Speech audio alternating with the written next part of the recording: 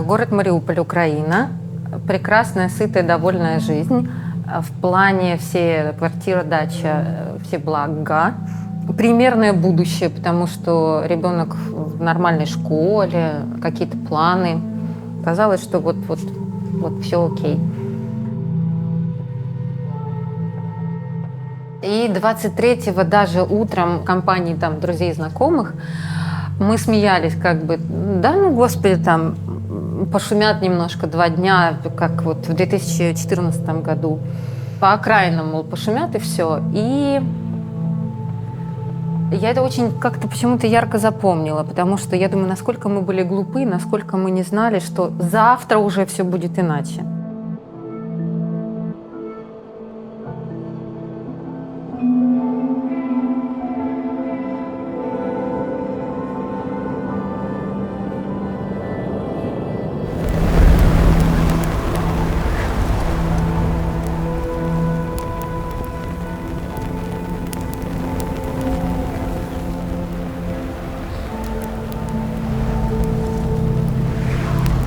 И потом все началось.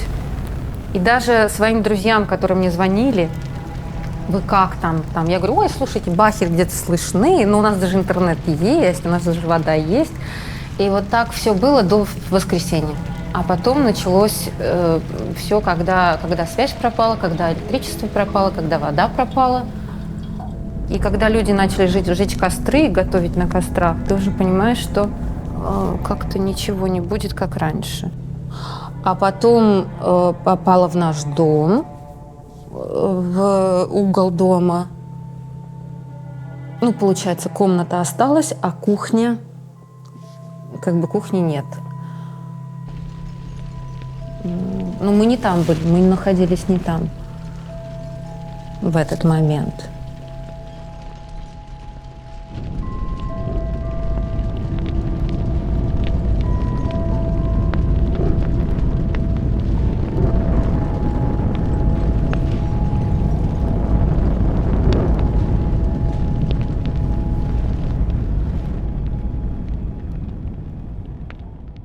У меня была идея фикс, надо выезжать, все, сдохнуть, но выезжать. Как у нас было? А кто-то там залез на какую-то вышку, а кто-то там еще что, ну где-то кто-то что-то поймал, да, то есть вот так вот. И ты стараешься слушать разговоры, потому что я хотела, ну а вдруг про коридор какой-то.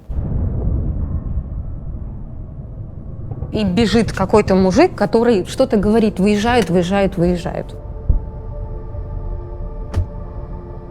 Люди обвешивают тряпками белыми машины, собираются у драмтеатра. Каждый день в 9 утра с 9 до 10 формируют колонну и надеются на то, что выйдут. И вот у нас всего лишь 2 машины. Обидно просто, что дети. Всего лишь 2 машины со двора, наша и вот их. Больше никто не поехал. Опять-таки, колонну не трогают. У нас только мы, когда выезжали, у нас в машину, которая сзади ехала, нее отброс, то есть у нее или попал, или не попал, ну, что-то там случилось. Да, это опасно. Я бы все равно пыталась, даже если бы мне сказали, что они не вернулись. Даже если бы так. Это я к чему? И люди очень долго верят во власть. Но они же знают, что с Мариуполем происходит. Они обязательно договорятся. Я имею в виду, что люди очень долго полагаются не на себя, а они верят, что кто-то что-то где-то договорится. Вот это меня немножко досадно было. И досадно было почему? Потому что все так думают.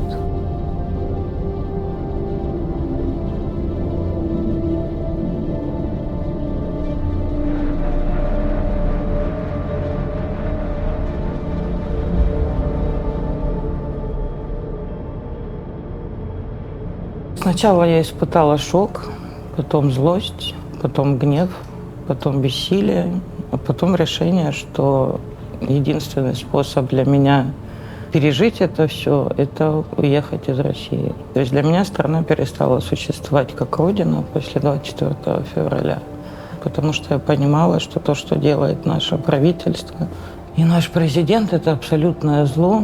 Возможно, кто-то находит силы бороться, выходит на митинги и протестует.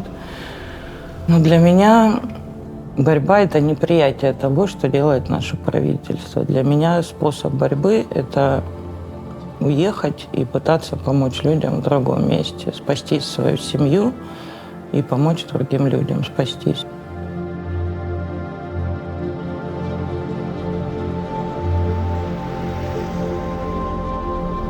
И дальше вопрос, на что делать? Мне приходит смс от знакомой, которая говорит: слушай, в Черногории, вот, и там жилье, по-моему, там можно пожить некоторое время. Вот я сейчас уже дословно не помню, но идея такая, что приезжайте, вы не будете здесь одни. Вот. И ты понимаешь, когда тебе говорит это конкретный человек, не просто украинцам помогают там или еще что-то, а тебе говорит конкретный человек, вы здесь не одни. И вот это пристанище.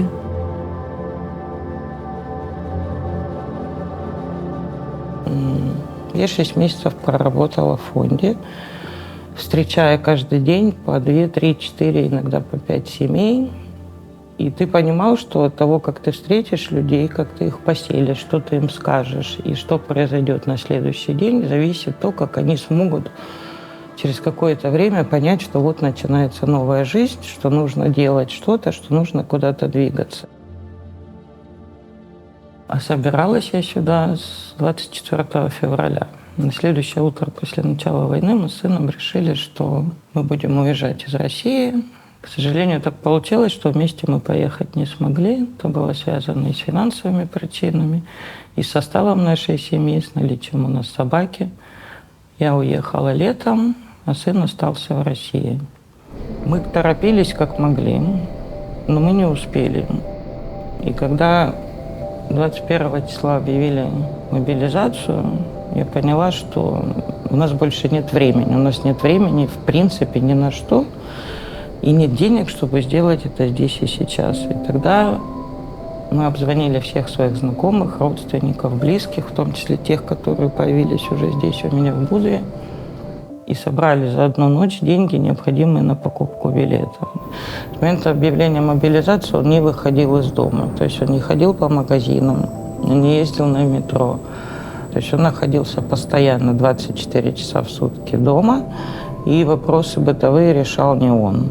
Я очень боялась, когда он садился в поезд в Петербурге, потому что вокзал – это место, где повышенное внимание к людям. Проскочил. И в Москве нас встретил тоже знакомый, который отвез его в какое-то офисное помещение, в котором, в принципе, нет условий для ночевки. И мы поняли, что он не первый, кто ночевал в этом месте. Этот человек просто помогал людям переночевать там, где их вряд ли будут искать. И он видел очень много людей, которые их, в принципе, останавливали возле каких-то вокзалов, станций метро или магазинов. С часу ночи до 6 утра мы не спали, переписывались. Эти несколько часов, пока он проходил сначала паспортный контроль, потом таможенный, я ему говорю: позвони, как только пройдешь. И он, он прошел. Он прошел, и все закончилось хорошо. И слава Богу. Семья со мной, и это самое главное.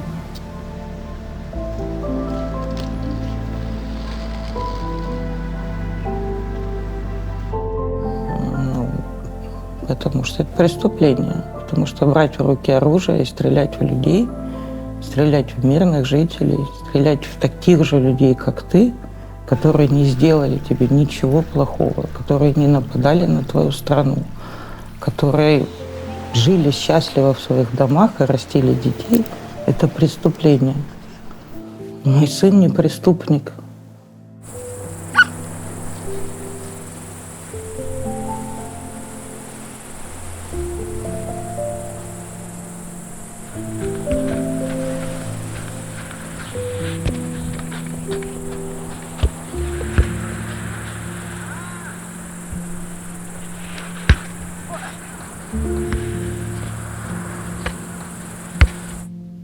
24 февраля? Стоп, а что там было? Призыв? Мобилизация? Если есть новость, я не обращаю на нее внимания, не запоминаю какие-то либо определенные даты, если она не сильно важна для меня, да? Потому что тогда, когда начался этот конфликт, вот, я не думал, что так будет прям, ну, я вообще об этом не думал, да? Я жил своей жизнью, как бы, и все, проживал те моменты, которые я проживал до этого. Мы обычные люди, жившие своей жизнью, и живем дальше.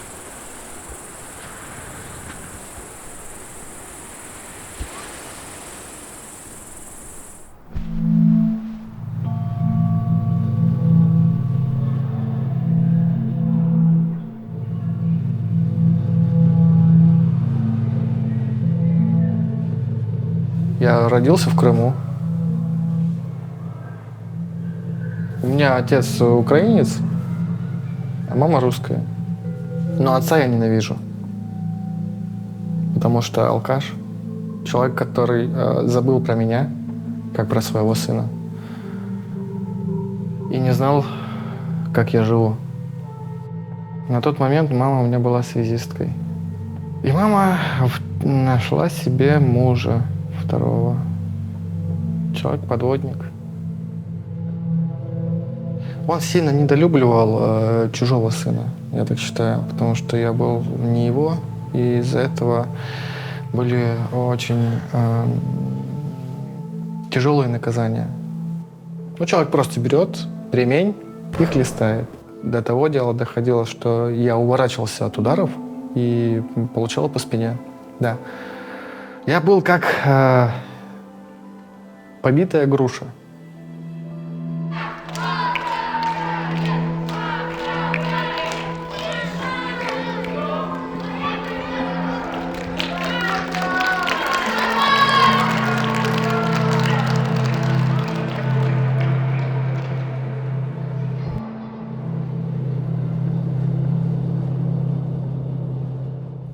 Школа у нас вообще началась с движения отцов.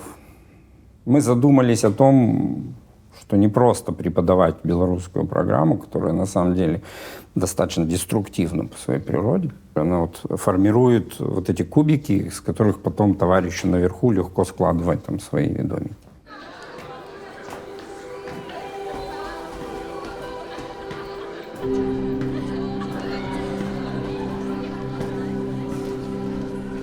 Когда начали думать над своими программами, начали предлагать их нашим детям, и на ту беду или на счастье у нас начались протесты в 2020 году. У нас сформировалась в 2021 году школа, в которой значительная часть педагогов, родителей — это люди, оппозиционно настроенные к действующей власти. Поэтому правительство наше начало формировать о нас такое мнение, что мы змагары. Они нам даже предлагали, что если мы возьмем на работу специалистов по идеологии государственной, они даже будут им зарплату платить, только чтобы они у нас работали. Типа, вам затрат никаких не будет, там, и так далее. Или у нас родители против. А вы что, слушаете людей? Да? И говорили товарищи из комитета такие. Вы что, будете учить детей демократии? Как бы да. Планировали. Вы что, будете их учить голосовать? Да.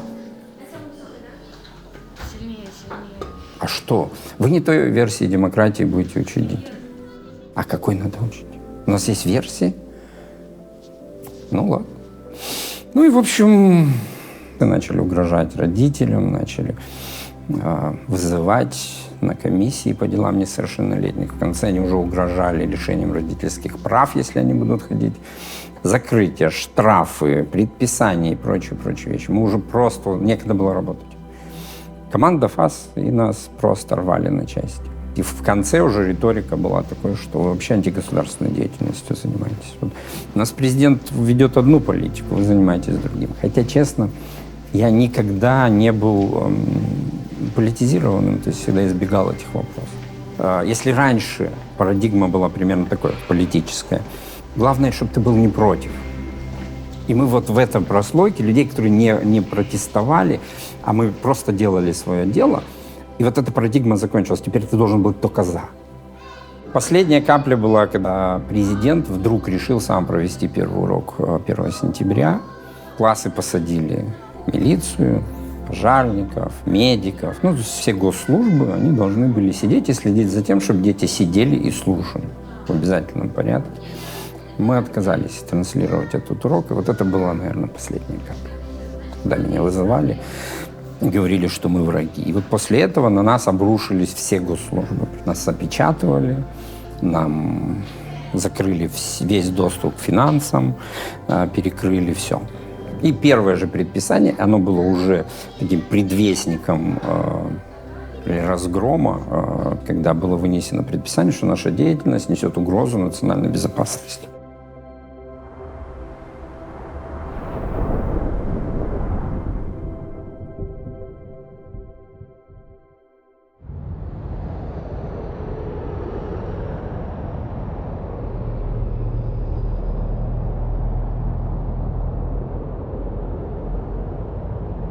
Ну, потом меня пригласили на беседу и объяснили, что, видим, тюрьмы не боишься, а дети?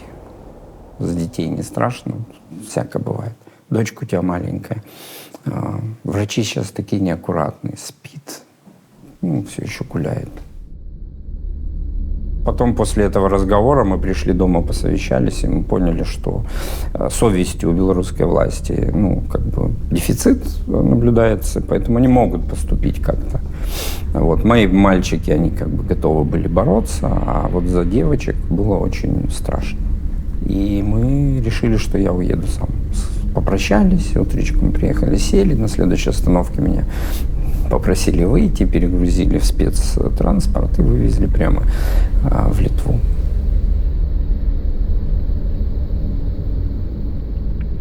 Вот. Сказали, что как утешение, да, что на этом же бусе вывозили Тихановскую. Типа, круто.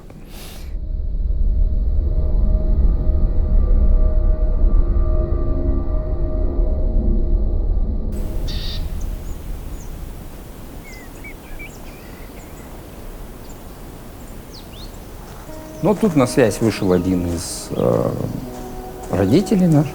Как дела, ты где? Я говорю, вот в Вильнюсе сижу, как дурак, без денег, без всего. А он был отсюда из бара уже, на него дело уголовное завели там на полгода раньше.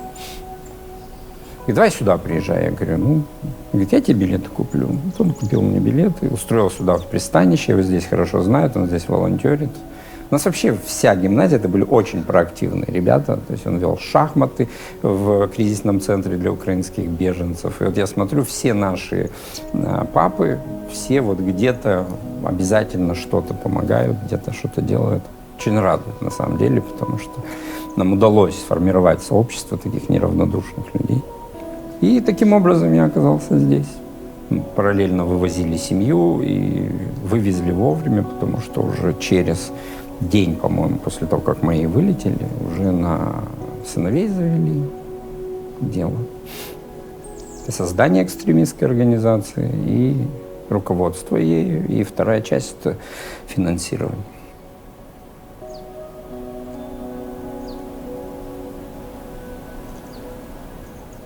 Поэтому домой мы вернуться не можем никаким образом. Третий день Рождества подарила мне сестра и хлопушку для елки моей. Хорошо. Средний палец? 53, 55, 56, 58, 59, 60, 61. Фу, склеилась. Так получилось, что мы остались даже тогда, когда многие наши друзья предпочитали уезжать. Нам казалось, что нужно не ехать что-то искать, а нужно здесь, на месте, пробовать менять свою жизнь и создавать тот город, эту среду, в которой ты хочешь жить. Мы, начиная с 2006 года, делали проекты в сфере культуры, и почти все они задействовали городскую среду, горожан. Мы участвовали в таком международном проекте «Сетка». Он объединял активистов из Украины, Белоруссии и России. Мы должны были разделиться на группы и обсуждать, как работать с наследием, как работать с экологией, как работать с темами феминизма. То есть вот разные темы, теми темами, с которыми мы занимаемся в наших городах. Меня, например, связали в этом проекте с ребятами из Мариуполя. Так вот, когда это случилось 24 февраля, написала собственные посты о том, что для меня это произошло. И я даже стала тоже думать, как в своей экскурсии я тоже могу об этом говорить. И я говорила из экскурсии в экскурсию, и потом вдруг произошел тот момент, которого я, конечно, ждала, что ко мне подошли после экскурсии пара пожилая, сказали: а что это вы говорите? Ну, вы что-то недопонимаете? Вы как-то перепутали, по-моему.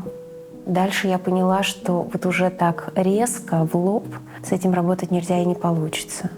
Я понимал, что я не смогу продолжить делать то, что мы делали в городе. И наша организация, и наша деятельность под большим вопросом. Но самое большое для меня чувство опасности возникало, конечно, за возможность потерять свою семью. Двор называли фабричным городком, и он всегда был прогрессивным. Все нововведения в Ярославле впервые воплощались именно здесь. От первой прямой улицы, уличного фонаря, фонтана до первой электрической лампочки, телефонной и трамвайной линии. Дело в том, что мой муж, он повез наших друзей, которые уезжали в эмиграцию, и он помогал им с переездом. И вот как раз, когда он уже уехал, случилась мобилизация. И было очень сложно, что в этой ситуации мы как бы по разные стороны. С одной стороны, облегчение, потому что я знаю, что многие люди искали способ вырваться из страны, а тут ты вроде бы уже раз и оказался уже на свободе. Но вообще без семьи, без всего вообще.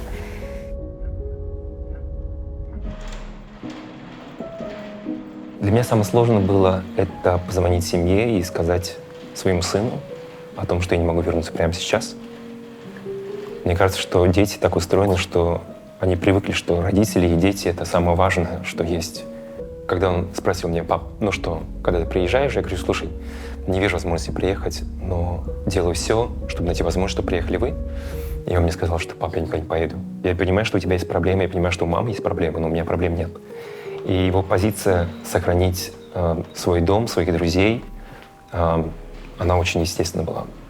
Спустя время и разговоры он согласился и принял мою сторону, и они приехали сюда. И для меня, конечно, как бы жизнь началась заново. Новый виток.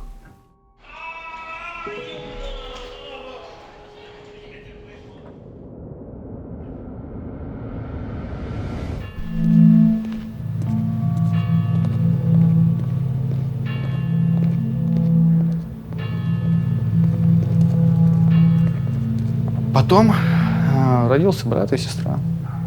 У них в отношениях не сошлось. И отец оставался на службе, горе свое заливал, а мама гуляла с подругами. И меня просто это накипело. Они на друг друга кричат, а я терпеть это не могу. И смотрю на брата и сестру, и я понимаю, что это дальше продолжится, и дальше это будет. Что тоже дети. Детям нужны родители, а не брат, который будет за ними ухаживать, следить и воспитывать. Тогда зачем вы нужны? Просто оставляйте деньги, и я все сделаю сам. Высказал вам все в плане того, что я тоже ребенок, дайте мне тоже как ребенку пойти погулять, в футбол поиграть. И потом на следующий день как-то начали оставаться дома и заниматься детьми.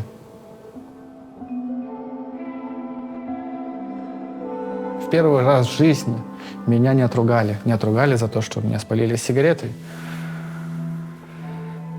Я был жутко удивлен, потому что меня всегда пили. Всегда. Ты стоишь в туалете, просто молишься, крестишься на то, чтобы не получить ремня.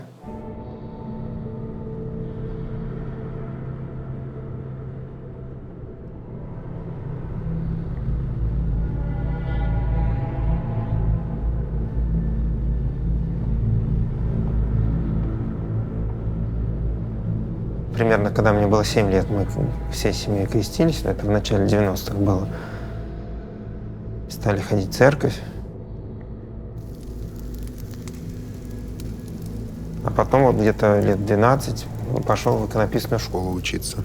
В институте у нас были общие предметы по истории искусств, всякие богословские предметы, там история церкви, там катехизис. Иконопись у нас была отдельно, мастерских. Ну, дальше, да, я в основном сам дома просто работал, много было заказов. После свадьбы мы стали ходить иногда в храм, в который ходят в том числе многие журналисты, работают вместе с Симонян на телевидении, ну и в этих новостях.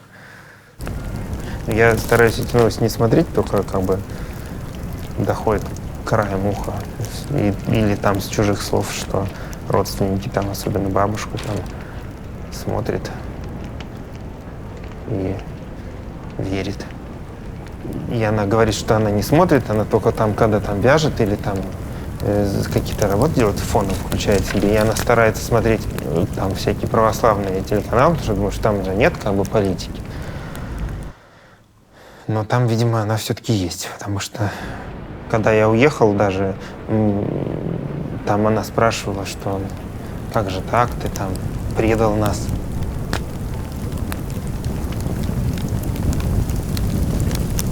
Нужно найти внутреннего врага, разрешить ненавидеть кого-то, чтобы люди отвлекались от каких-то глобальных проблем, как, например, война в Украине. Либо какие-то новые законопроекты, которые быстренько надо провести, как, например, был законопроект там, с пенсиями, с новой конституцией, чтобы люди меньше возмущались, чтобы им дали возможность выплеснуть свою негативную энергию в какую-то другую сторону. На меня, например, нападали возле метро. Это было давно, это было, наверное, лет 5-6 назад. Я просто провожала девушку в метро. Мы обнялись, поцеловались и, в общем, нас увидели. Собственно, нас напали. Всегда было страшно, просто ты старался сильно не афишировать, никому не рассказывать. Ты живешь двойной жизнью. Я работала в клиниках, занималась массажем, медицинской деятельностью, планировала детей.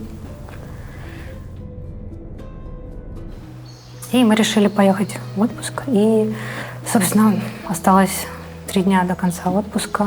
И вдруг случилась мобилизация. Да, я медик, я имею военный билет, поэтому мне стало страшно возвращаться. А когда от знакомых и друзей стали сыпаться информация о том, что приходили повестки к женщинам, медикам, возможно, мне тоже придет повестка, я не хочу в этом участвовать, потому что, собственно, у меня там корни на Украине. И я познакомился в поезде с другими ребятами. Там, в общем-то, судя по всему, весь поезд был таких же, как мы. Там люди, видимо, из Казахстана были. Дали нам хлеба, воды, предложили уже с 2 часов ночи. До следующего обеда я прям стоял в этой очереди, не спал. И я даже сейчас уже смутно помню, как я там простоял. И люди стали толпиться немножко у этого окошка. А там этот пограничник крикнул прям громко, говорит: что вы там лезете, все успеете сбежать. Только он сказал это нецензурно, это прям так в полный голос. Некоторых отводили в сторону там, после этого контроля, и потом приходили еще какие-то, видно, военные, туда в окошко что-то заходили, потом ушли, но нас вроде всех нам молча печать поставили, пропустили. И, в общем, в конце концов, как нас довезли, мы там впятером в квартиру снимали. Где-то через неделю житья там случайно попалась информация вот про фонд пристанища. Это была какая-то даже групповая терапия, такая, можно так сказать, в кавычках, когда ты разговариваешь с людьми, делишься своими проблемами, рассказываешь, они рассказывают про свои какие-то тяжелые ситуации, в которых они сейчас оказались, и от этого становится легче. Ты понимаешь, что ты не один.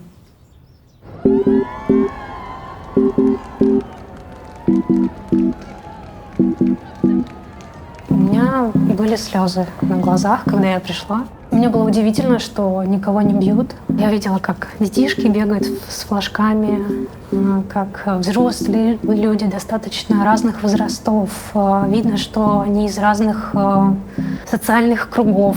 То есть и все вместе радуются, обнимаются, улыбаются, что-то там обсуждают. Я вышла туда, и мне показалось, что я где-то во сне, что это нереально. Я расплакалась, друзья ко мне подошли, естественно, спросили, что со мной случилось, надо радоваться. А я просто понимала, что я не могу успокоиться, я как будто бы во сне, мне не верится. В общем, почти весь прайд я шла со слезами на глазах. Потому что я поняла, что может быть по-другому, что люди могут спокойно существовать, спокойно радоваться тому, что они имеют право на жизнь, что их видят, что они могут себя показать.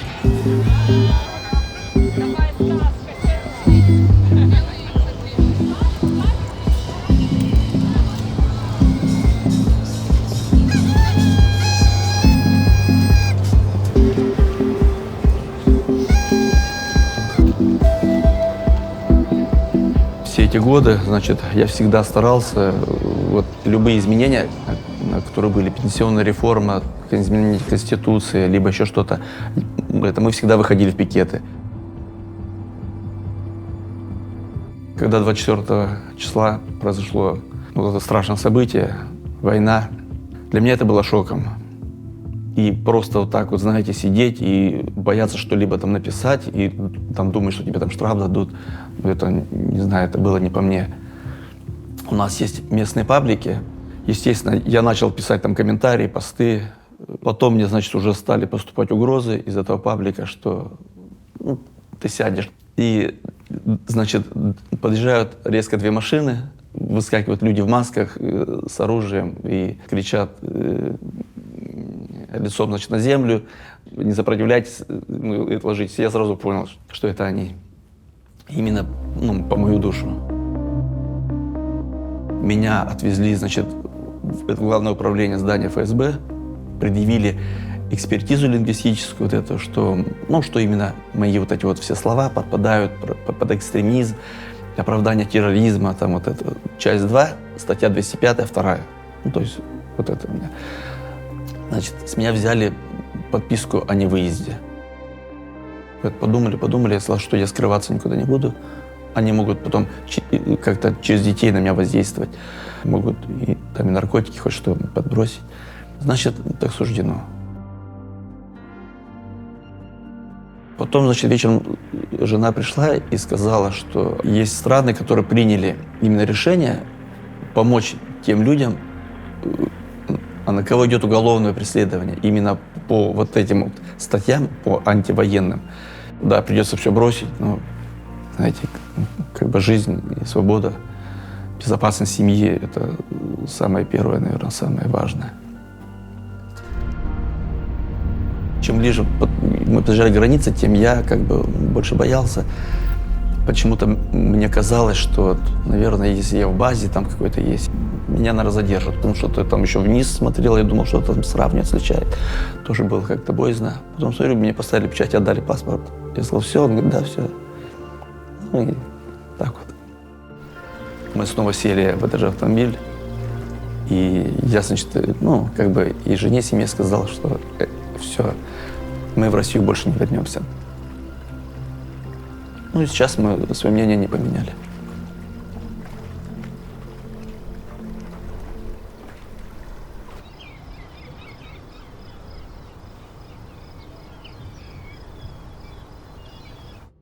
Финансовое положение семьи скудное, что я могу сказать. Не дотягивает до среднего. А на тот момент мне хотелось что-то для себя. И я пошел работать и учился одновременно. Я работал грузчиком, учился. Как-то постарался совмещать, потому что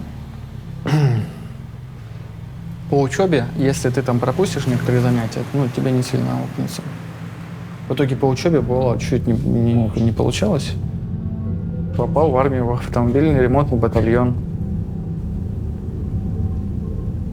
Если ты косячишь много, тебя замечают, и потом не упускают тебя из виду. Все время говорят, ты в наряд пойдешь, ты туда пойдешь, ты это сделаешь. Вот. Но ты старшему по званию, тебя слушаться не можешь. Ты в нарядах просто умрешь.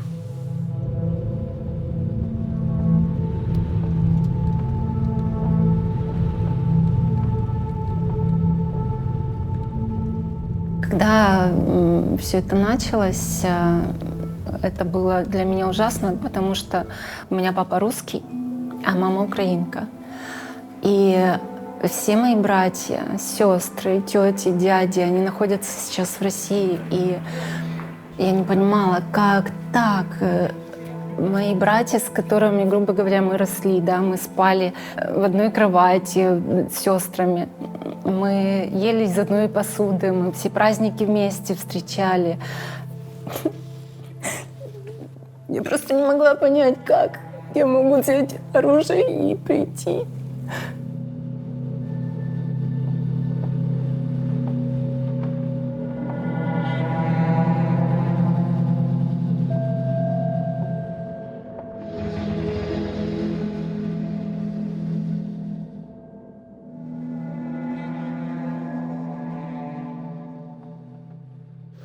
Пьеса о гибкости и бессмертии.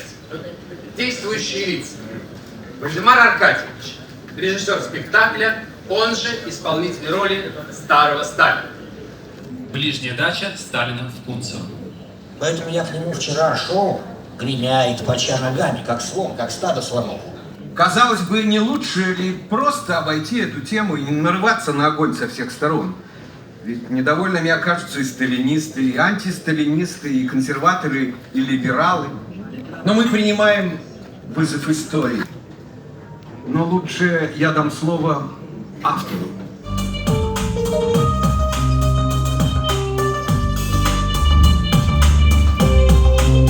Очки для циников, мне все бог. Скинь на родину и самый великий народ, живи с мечтой о суровом отце и в подарок инфракрасный прицел.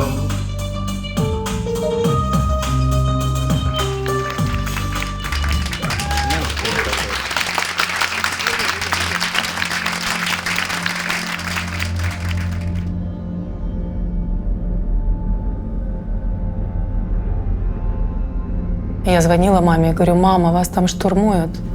Она говорила: Маша, нас каждый день штурмуют. И когда я звонила папе, он говорил, типа, ну, сейчас полегче. Говорит, не как в 15 году. Сейчас нормально полегче. И когда началась война, вот это уже 24 февраля, они не собирались никуда уезжать. Он говорит, ну кто им здесь будет помогать? Говорит, я же знаю, где они все. Кто-то не выходит из подвалов. Она разносила эти лекарства или гуманитарку.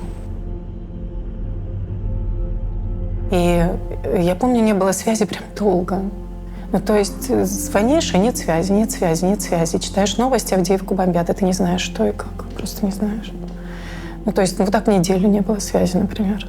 А потом она говорит, возвращаюсь домой, а во дворе люди соорудили костер, и во дворе воду кипятят, как в Мариуполе.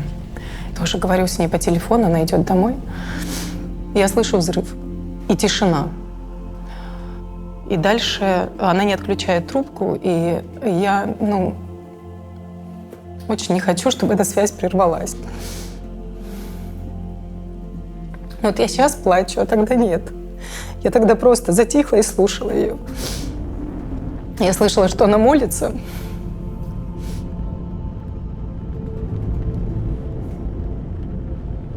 И по-прежнему говорю, пожалуйста, выезжайте. Я сказала так, мама, я буду продолжать тебя просить.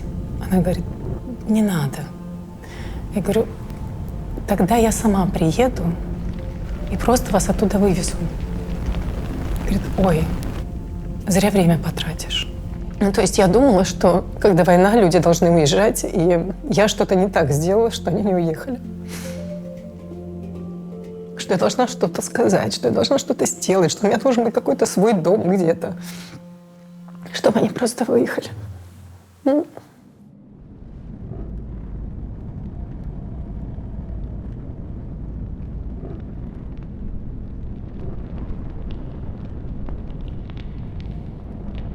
Когда все это происходило, я настолько была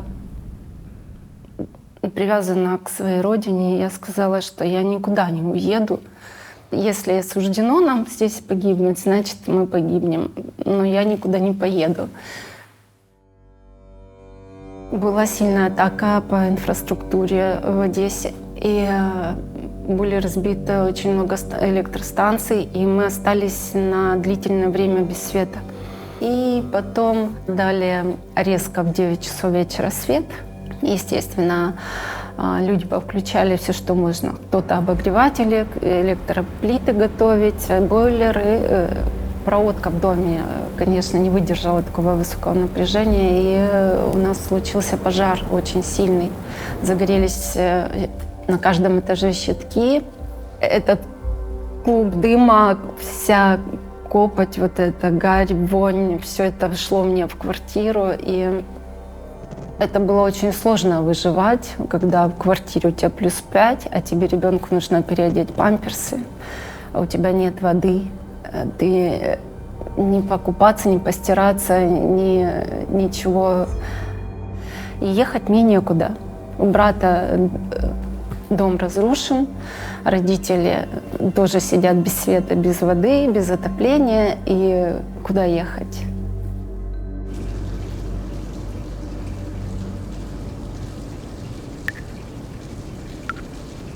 Потом мне как-то приснился сон, что я гуляю с ребенком, и идет такое шоу, показывает такую райскую жизнь. Влюбленные гуляют, целуются, детки смеются, играются. И все так это красиво, красочно. И вдруг откуда ни возьмись летит черная стая воронов. То есть их, я не знаю, не сотни, не тысячи, а вообще их, я не знаю, миллион. И они застилают вот так, как огромная туча, небо. Застилает это шоу лазерное. И на людей, которые гуляли в этом парке, они, значит, нападают и клюют головы, как бы убивают людей.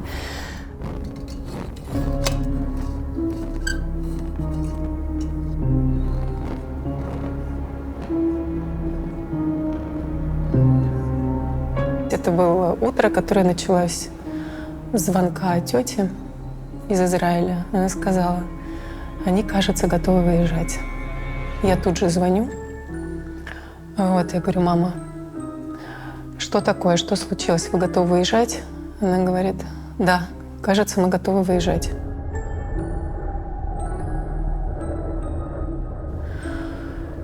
Я говорю: собери, пожалуйста, документы, просто чтобы она не забыла. Я говорю: как вы, как вы? Говорит: мы в шоке. Чтобы ты понимала, мы в шоке. Говорила она вот таким каким-то чеканным голосом, так, докладывая обстановку. Да, одну ночь было вот этих самых 2 прилета. Было 2 прилета. Они жили на 7-м этаже. Ракета попала в крышу и во 2-й этаж. Ну вот как раз после чего они решили уехать.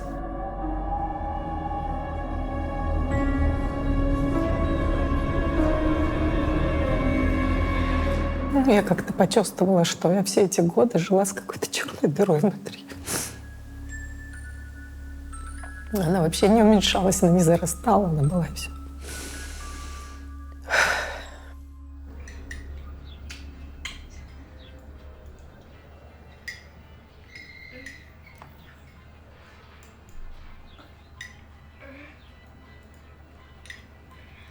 Какое-то время говорила: как я не представляю, как я смогу с таким ребенком куда-то поехать, коляска, это столько нужно лекарства, памперсы, это все постоянные приступы у ребенка, это все, я не знала, как это. Но, скажем так, вот эта ситуация, авария в доме, она просто вынудила меня искать, куда ехать. И я начала искать каких-то волонтеров в Черногории, и кто может помочь. И я нашла объявление пристанища, что они встречают беженцев из Украины, помогают с жильем. Когда я поговорила с ректором фонда пристанища, она сказала: ты не переживай, мы тебя на улице не бросим. Ты будешь жить здесь, пока не оформятся все документы, и мы будем всячески тебе помогать. И Я когда приехала сюда, и меня встретили с такой любовью, с такой заботой.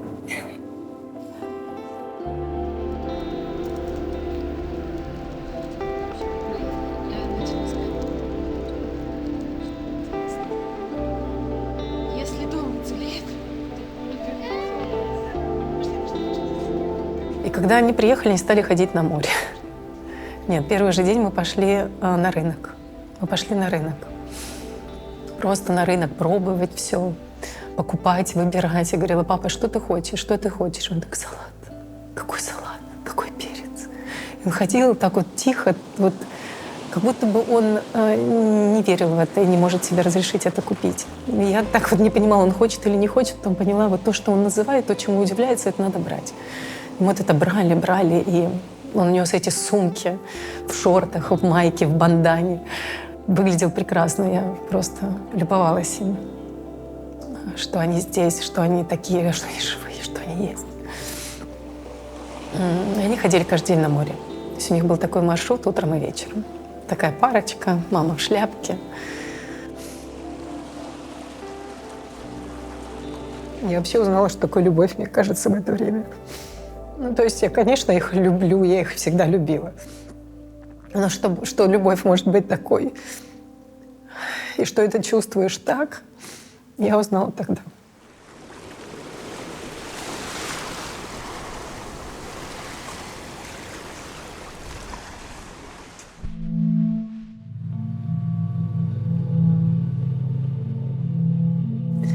Вот мы прожили вместе 3,5 месяца, но мама до этого как бы она терпеливо говорила, так вот. Ну, видно было по лицу, что она готовится, что она собирается. Но мне очень хотелось, чтобы они здесь остались и пережили до весны. И был такой разговор, что до весны останутся. Она просто в какой-то момент сказала: я приняла решение, возвращаюсь. Говорит: ну правда, мне здесь нечего делать. Я нужна там. Она приняла решение, вернулась в Киев. Она сейчас работает в поликлинике. Просто это ее история, мне кажется, это не ее история, это история многих. Поэтому она всегда говорит, что не надо рассказывать и писать обо мне. А есть люди, которых, ну, настоящие герои. А обо мне не надо. Я ничего такого не делаю. Но я так не считаю. Но я ей хочу сказать, что я ее очень люблю. Мама, я тебя очень люблю. И ты самая лучшая мама на свете. Таких мам не было и нет. Спасибо, что ты есть.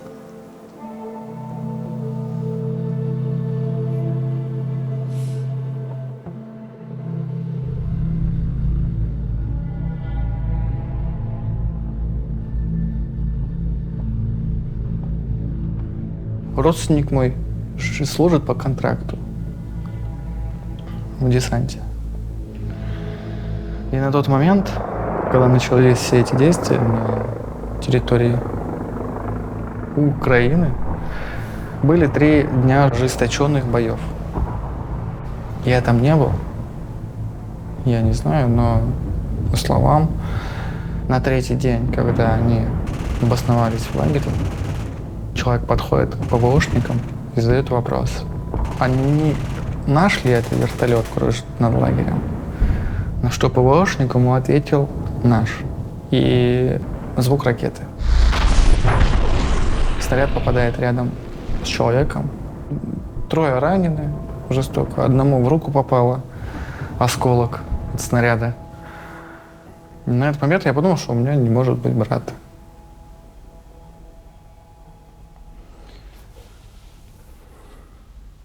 Почему я уехал сюда?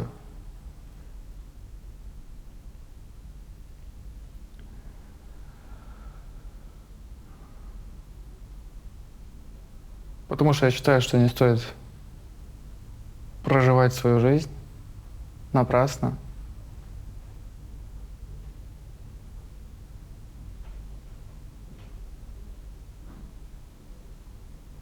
Там, где идет конфликт 2 сторон.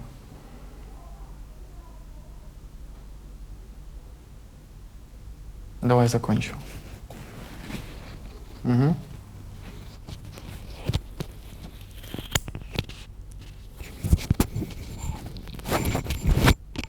У меня родные все там братья и сестры. Я их могу вообще не увидеть ни разу, понимаешь? Как они вырастут? Если бы не родные.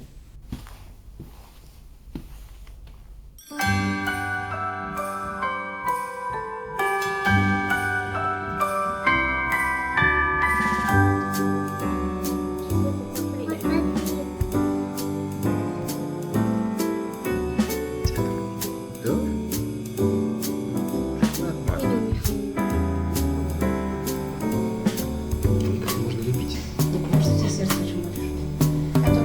Так, Марк, ты делаешь еще? Да, конечно. Можно еще раз как-то? Хочу сердце сделать. Здесь нет понятия, из какой страны ты приехал. Из России, из Беларуси или из Украины. Здесь есть понятие, что ты не согласен с тем, что происходит, например, в странах, там, в той же Беларуси, с их репрессиями, или в России с политическими заключенными. Или ты не готов брать в руки оружие и с кем-то воевать. Здесь не было ни одного конфликта за то время, что я работаю в фонде. Ни одного конфликта на почве национальной здесь не было. И я уверена, что не будет. Потому что когда люди сюда приезжают, они понимают, что они попали в круг таких же людей, как и они. Что тут готовы помогать всем и вся, независимо от того, откуда этот человек приехал. Здесь люди начинают знакомиться, они еще не знают, откуда человек.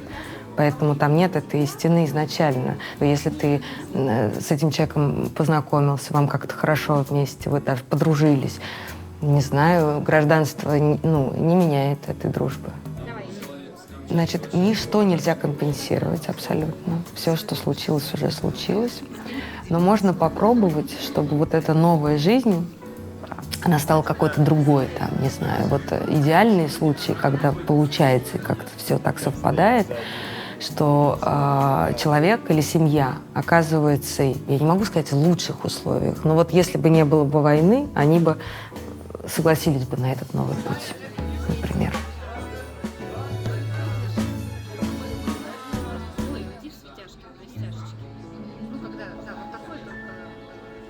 История циклична.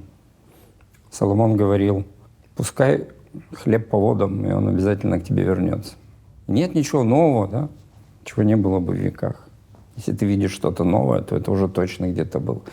И если смотреть на историю, она очень циклична. Есть большие циклы, есть маленькие циклы. И, по сути, мы, вот все постсоветское пространство, это мое личное мнение, мы ходим вот в этом замкнутом круге уже под 200 лет.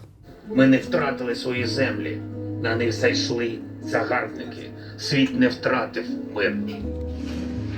Азовсталь. Це неможливо забути і неможливо пробачити.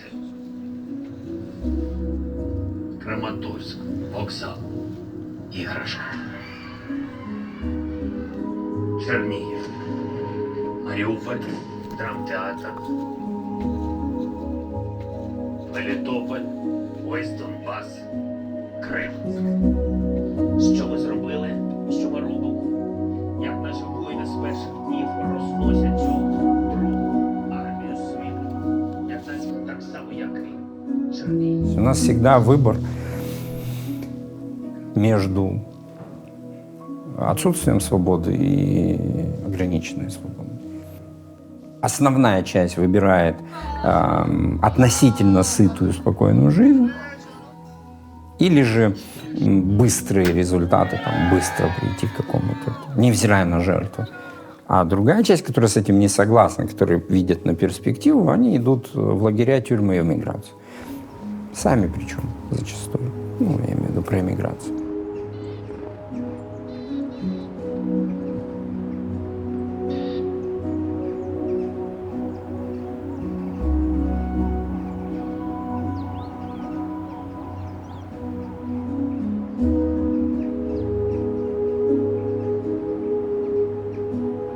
И так происходило всегда в 90-е, когда пришли реформаторы.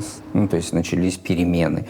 На мой взгляд, два таких негативных сопутствующих любого рода реформ. Первое, они не делаются быстро. И второе, они не бывают безболезненными. То есть за это надо что-то заплатить. То есть, ну, либо не хватило в 90-е медийности, что ли, чтобы объяснить людям, либо не было желания это делать, либо не были услышаны, я не знаю. Ну, хотя я помню выступления многих ребят, ну, вот того времени, реформаторов, они говорили об этом, время должно быть. А потом приходит человек и говорит, завтра. Вот завтра. У вас будет не вот такая вот уровень, а вот такой. Сейчас он вот такой. Завтра будет вот такой. И все. И люди побежали туда. Потому что это рабское мышление, которое посажено советской системой, оно формирует нас как людей, которые привыкли получать, а не зарабатывать, надеяться на умного, доброго, любящего, заботящегося о нас государя, который все за нас решает. Вот что самое комфортное? Тебе не надо думать. Тебе нужно просто делать то, что тебе говорят, и все. У нас не может быть полярности, у нас не может быть вот такого спектра. У нас есть только правильное и неправильное, черное и белое. Вот этих зон других не существует. Любая тоталитарная идеология, она черно-белая всегда. Есть мы правильные, и есть они.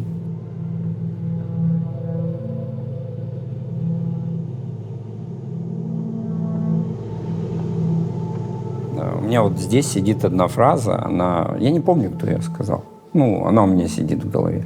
Если мы вмешиваемся в конфликт на какой-то стороне, мы теряем возможность быть миротворцем. Поэтому мир-то наступит в обязательном порядке. Он наступит, я хотел бы, вот идеальный. Не потому, что кто-то победит, а потому, что все поймут, что надо закончить. Это вот как-то должно произойти одномоментно.